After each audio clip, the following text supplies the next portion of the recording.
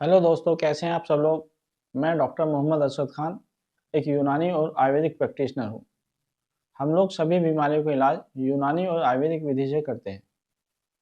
दोस्तों, मैंने अपनी प्रैक्टिस में ये देखा है कि आजकल लोग अपनी सेक्स लाइफ में बहुत ज़्यादा परेशानियों का सामना कर रहे हैं।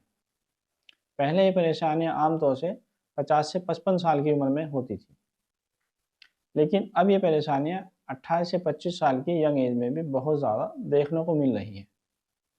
तो इसीलिए मैंने डिसाइड किया मैं एक वीडियो बनाता हूँ जिसमें हमारी सेक्स लाइफ में जो आमतौर से परेशानियां देखने को मिल रही हैं उन पर बात करें। तो आइए चलिए दोस्तों, बिना किसी देरी के वीडियो को शुरू करते हैं।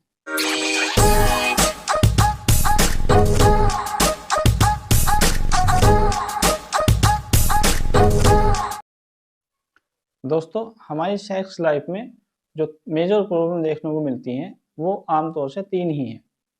उसमें सबसे पहला नंबर आता है शुक्राणु की कमी का, दूसरा नंबर आता है शीघ्र पतन का, तीसरा नंबर आता है तनाव की कमी का। तो दोस्तों, आज ही हम इस वीडियो में बात करेंगे शुक्राणु की कमी के ऊपर। हम बात करेंगे शुक्राणु की कमी होने के पीछे क्या क्या वजह है और हम कैसे शुक्राणु की कमी को दूर कर सकते हैं। हमारे यहाँ आने वाले बहुत सारे केस में हमने महसूस किया है, हमने ये पाया है कि मेल सेक्स पार्टनर को ना तो तनाव की कमी है, ना ही शीघ्र पतन की परेशानियां हैं, लेकिन उसके बाद भी फीमेल सेक्स पार्टनर जो है वो कंसीव नहीं कर पाती, वो प्रेग्नेंट नहीं हो पाती। तो जब हमने ऐसे लोगों की जांच कराई तो उसमें हमने पाया कि ऐसे लोगों को शुक्राणु की कमी होती है। उन शुक्राणु की कमी होने की वजह से ही उनकी फीमेल सेक्स पार्टनर कंसीव नहीं कर पाती। अब हम बात करेंगे शुक्राणु की कमी होने के पीछे क्या क्या वजह है, वो कौन से कारण हैं जिनकी वजह से एक तंदुरुस्त आदमी में भी शुक्राणु की कमी हो जाती है।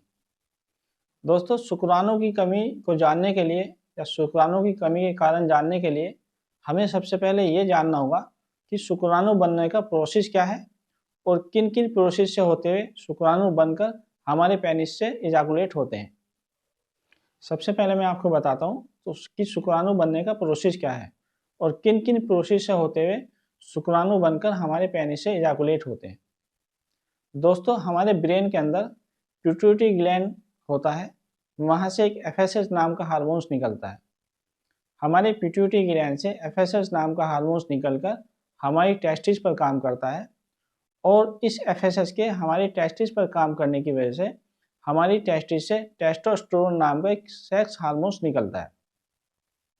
इस टेस्टोस्टेरोन सेक्स हार्मोन की वजह से ही हमारी टेस्टिस स्पर्म बनाती है और टेस्टिस से स्पर्म बनकर एक ट्यूब के थ्रू हमारे प्रोस्टेट ग्लैंड से होते हुए हमारे पेनिस से इजाकुलेट हो जाते हैं।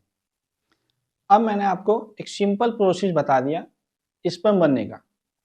जब स्पर्म बनते हैं तो उसके पीछे हमारे ब्रेन में जो पिट्यूटरी ग्लैंड होते हैं उनका काम होता है, एफएसएच का काम होता है, टेस्टिस का काम होता है और टेस्टिस से निकलने वाले टेस्टोस्टेरोन सेक्स हार्मोन्स का काम होता है।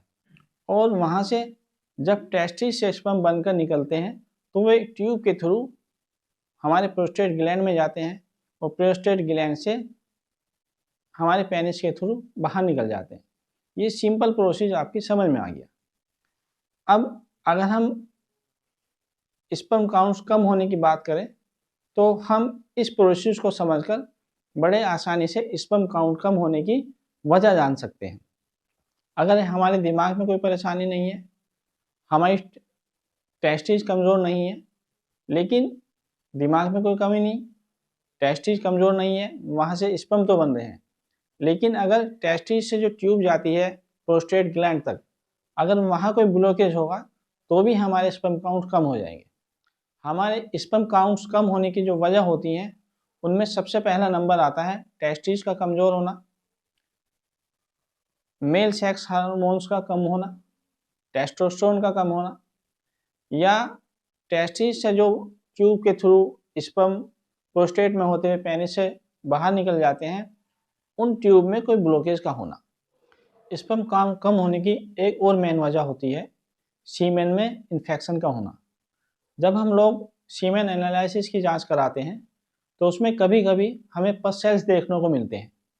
अगर सीमेन में पस सेल्स दिखाई दे रहे हैं तो उसकी वजह से भी स्पर्म काउंट्स कम हो जाते हैं, और जब तक हम उन पस सेल्स को ठीक नहीं करते वो स्पर्म काउंट्स नहीं बढ़ते।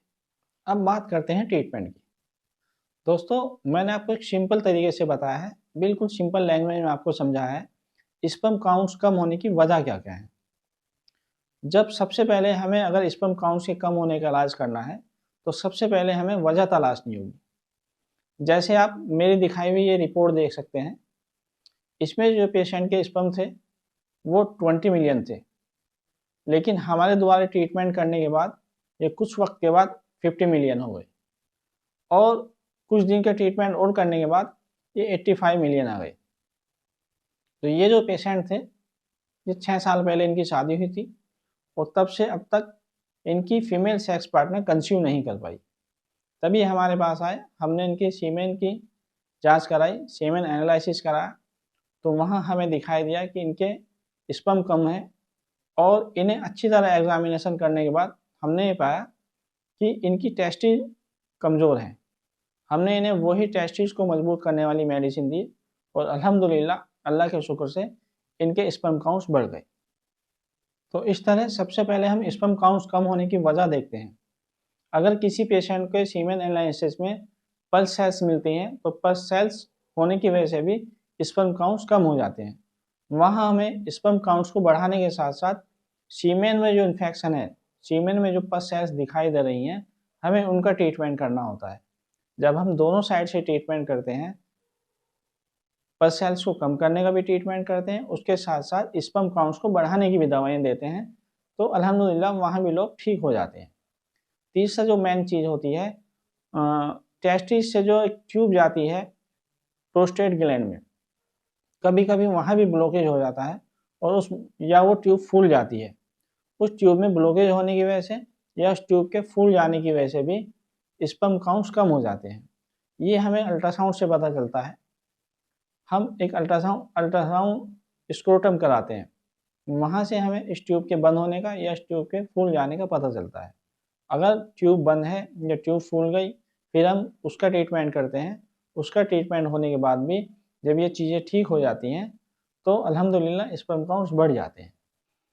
दोस्तों, आज की वीडियो में बस इतना ही। अगर आप में से या आपके जानने वालों में, दोस्तों में, फ्रेंड सर्किल में किसी को इस तरह की परेशानियां हैं, किसी को स्पर्म काउंट्स कम होने की परेशानियां हैं, किसी के तनाव में कमी है, या किसी को शीघ्र पतन की परेशानियां हैं, या किसी के साथ इनफर्टिलिटी वाला मामला है, तो वो लोग हमारे क्लिनिक पे आके हमें दिखा सकते हैं। हमारे क्लिनिक का पता है मलिक वेलनेस सेंटर, नगर पंचायत के पास, अमीनगर सराय।